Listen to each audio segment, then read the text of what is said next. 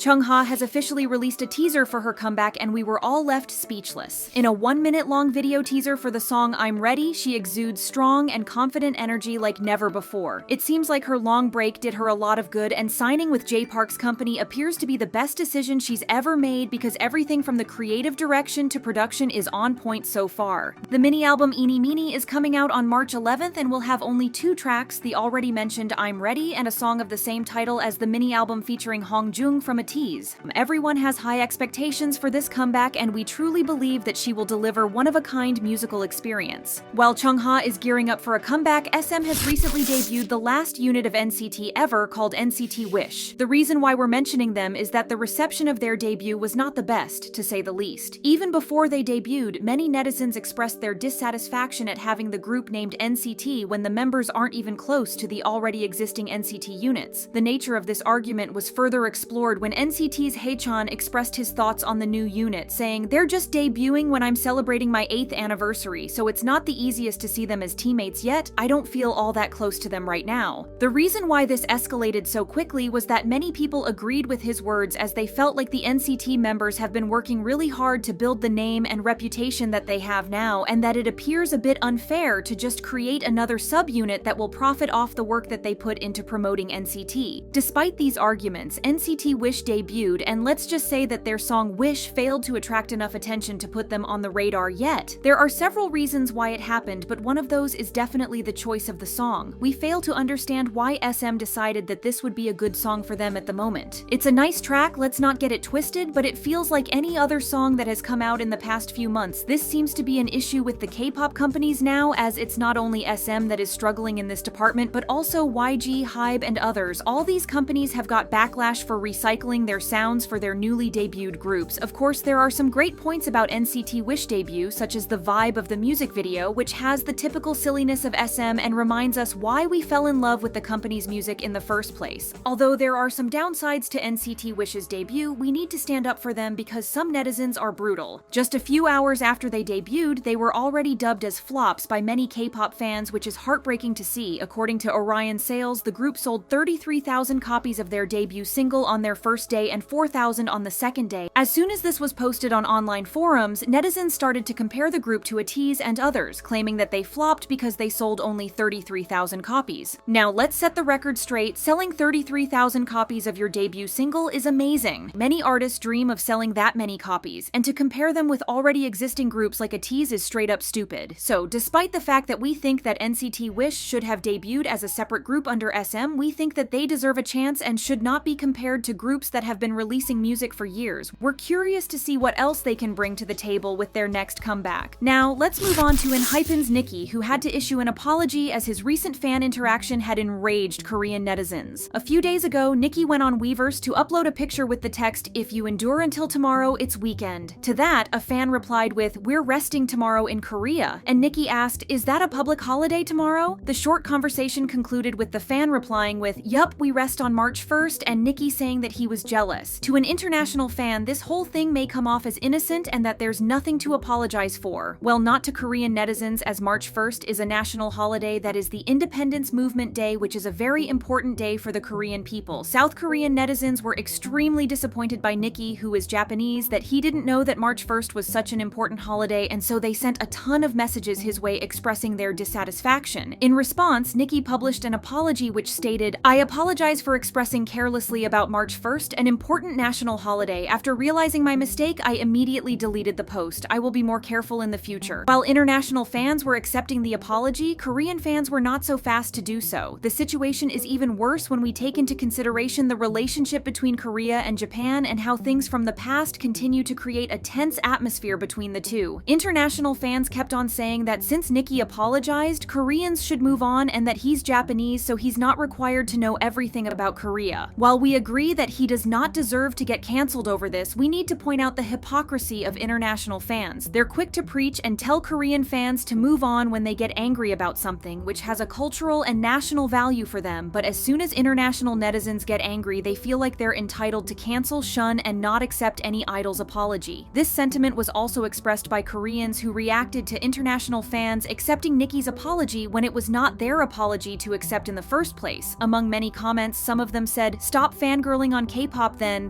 go fangirl on non-Korean ajushis, but it's not just a holiday, why are they so ignorant? I don't know if you guys are fine with it, but we're not." As we mentioned before, we don't think that Niki should be cancelled for this, but we do think it's time for international fans to realize that they have clear double standards when it comes to judging K-pop related controversies. Moving on, aespa's Karina has recently admitted to dating actor Lee Jae-wook, and some fans are not happy about it. The announcement of their relationship ended up causing so much drama that Jae-wook actually decided to sue those who spread malicious rumors and hateful posts about him and Karina. Unfortunately, the whole mess snowballed into a bigger issue as fans started to unsubscribe from Karina's bubble. Then an article was published, pointing out how Karina's Chinese fanbase announced a boycott of her activities and that they would not purchase any albums or merchandise related to her. However, this is where it all got twisted, as that whole post was misinterpreted and not true. Their post said all sales, including merchandise, will cease and everything will be under the control of Yoo Jimin personally. But what they were actually talking about was that they will not purchase any albums and merch from SM since the company hasn't been doing a good job with promoting their idols lately. What's more, in recent months, Chinese fans stopped purchasing K-pop albums in bulk, so it appears as if the fan culture was changing. The same thing can be said about the bubble, as we believe that these reports are widely blown out of proportion. Karina lost just a tiny portion of her subscribers on Bubble, so it's really not that deep. What is strange though is how Oh My Girl's Jinny directly threw a shade at Karina after her dating news came to light. On the day of the dating announcement, Jinny posted a picture on her Instagram with the text, "Karina, Karina, Karina is going crazy," and she understandably got a lot of backlash for it because it was so uncalled for. She then posted her response to it that said, "Sorry for acting rude, it's because she was my favorite member, so I was disappointed." Although we're having a very hard time understanding what she was disappointed about, no matter what, we're happy that Karina is dating and enjoying her life, as that's all that matters. Lastly, we need to talk about a bad encore stage that has been trending online for days now. The talk is of SSERAFIM, who won on M Countdown on February 29th and held an encore stage with their song Easy. But the video of it went viral due to people dubbing it as one of the worst encore stages in the history of K-pop. The song itself has a laid-back vibe and is not musically too difficult, but the members clearly struggled. The thing got so big that it landed in Hot Topics in Korea and also got thousands of interactions on Twitter. It's impossible to mention all the things that people are saying, but the overall sentiment is that it's not a good look for the group. Many of the tweets are extremely rude and are just trying to get a reaction out of people, and some of them specifically mention individual members such as Sakura, who has been in the industry for a very long time. Of course, one of the best acknowledged sentiments was that if Hybe really ends up buying SM, all the idols will end up being just models and not singers. Amid the heated debates, fans pulled out an encore stage of aespa where they literally ate chili peppers and sang so well that you couldn't even tell that they were struggling with the heat. Some fans are also questioning how SSERAFIM will perform at Coachella when their encore stage ended up being so messy. But whatever the case is, we believe that everyone can learn and improve, so we're sure that the members themselves will critically judge their own performance and work harder on their skills.